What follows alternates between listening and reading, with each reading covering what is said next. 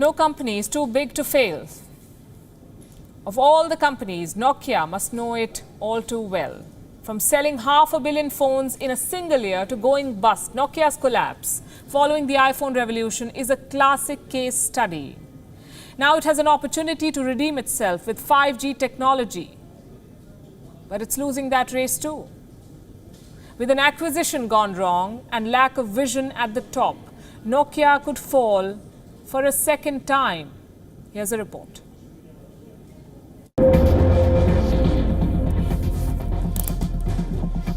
In Paris, hundreds of Nokia's employees have risen up in protest.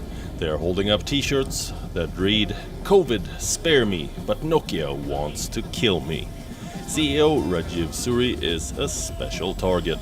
A placard with his photo says, "Suri, you're fired." Nokia plans to cull over 1,200 jobs at its French subsidiary, Alcatel-Lucent.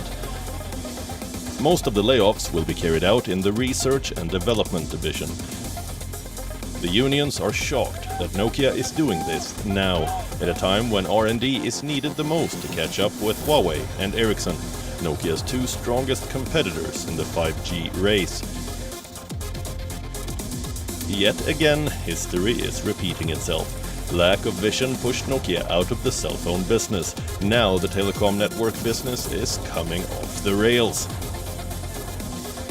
Nokia has faced problems with Alcatel-Lucent since acquiring it for $18 billion in 2016. On paper, it was a good deal. In practice, it was complicated. Several overlapping operations and products had to be shed off. Costs had to be cut. This distracted Nokia in the 5G race. It stopped innovating. Now it's losing. Huawei leads with 91 5G deals. Ericsson sits in second place with 81 deals. Nokia is a distant third with 67 deals.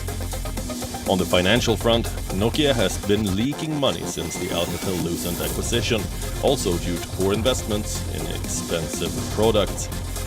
Ericsson is turning more profitable. Huawei is dominating despite security concerns, but Nokia is losing its way. It's eerily similar to how its cell phone business collapsed. In 2007, global mobile phone sales crossed the 1 billion mark for the first time. Nokia sold 1 out of 2 mobile phones that year. That means 500 million mobile phones.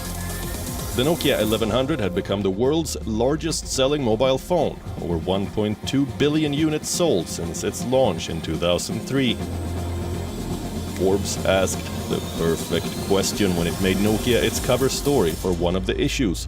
Nokia, 1 billion customers. Can anyone catch the cell phone king? The answer to that question came that very year. The iPhone. Steve Jobs showcased the first iPhone in 2007. Within 2 years, Nokia's button phones were out of fashion. iPhone's super fine touchscreen changed everything. Nokia's share price plummeted below $10, a very steep fall from $40 per share at its peak in 2007.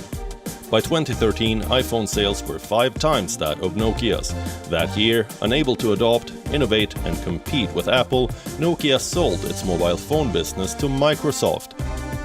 Nokia's fall became a case study at business schools, taught to young wannabe executives as a cautionary tale. There were 2 reasons that led to Nokia's collapse: inferior technology due to lack of innovation and lack of vision among top-level managers. Nokia is committing the same mistake in the 5G race. So the CEO Rajiv Suri will be replaced by Pekka Lundmark. If the new CEO can beat Huawei and Ericsson, given Nokia's current situation, it will be one of the greatest business stories of all time. Bureau Report, we own. World is one.